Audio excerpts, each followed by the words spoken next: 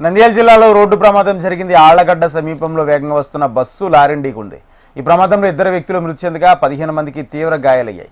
ఈ ఘటనపై స్థానికులు పోలీసులు సమాచారం అందించారు.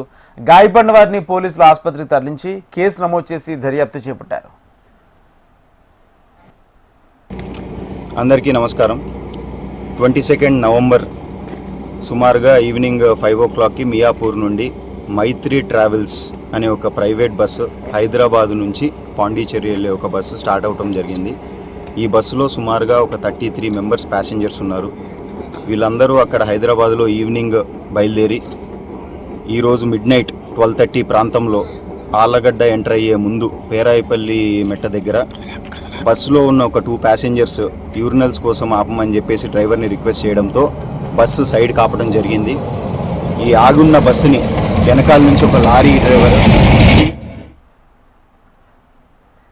నంద్యాల జిల్లాలో రోడ్డు ప్రమాదం జరిగింది. ఆళ్లగడ్డ సమీపంలో వేగంగా వస్తున్న బస్సు లారీని ఢీకొంది. ఈ ప్రమాదంలో 2 వ్యక్తులు మృతి చెందగా 15 మందికి తీవ్ర గాయాలయ్యాయి. ఈ ఘటనపై స్థానికులు పోలీసులు సమాచారం అందించారు. గాయపడిన వారిని పోలీసులు ఆసుపత్రికి తరలించి కేసు నమోదు చేసి దర్యాప్తు చేపట్టారు. ఇదే అంశానికి సంబంధించి పూర్తి సమాచారం మా ప్రతినిధి హరికృష్ణ అందిస్తారు. హరికృష్ణన్.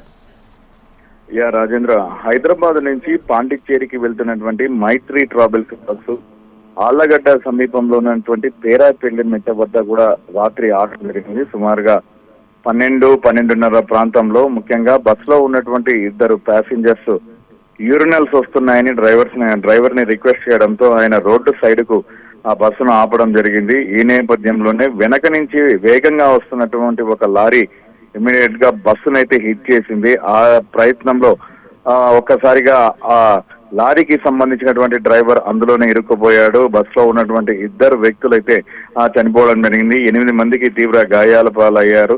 ఒక్కసారిగా ఈ సంఘటన చూసినటువంటి స్థానికులు పోలీసులకు సమాచారం అందించారు. అనంతరం వెంటనే అక్కడ సహాయక కార్యక్రమాల్లో కూడా పాల్గొన్నారు. 108 అంబులెన్స్ కి కూడా ఫోన్ చేయడం, అక్కడ గాయపడిన వారందరినీ కూడా ఆళ్లగడ్డ ప్రభుత్వ ఆసుపత్రికి హుటాహుటిన కూడా తరలించడం జరిగింది. అయితే పేరాయిపల్లి మెట్ట అంటే ఆళ్లగడ్డకు అతి సమీపంలో ఉండడంతో ఇమ్మీడియట్ గా ఇటు పోలీసులతో పాటు 108 సిబ్బంది సకాలంలో స్పందించారు. ఇంజురీస్ కూడా చాలా వరకు కూడా తగ్గించడం జరిగింది.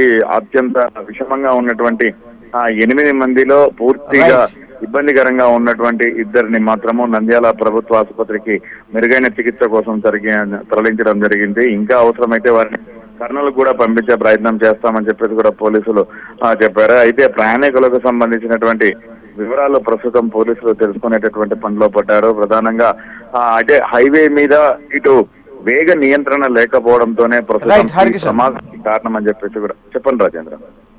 Right, thank you.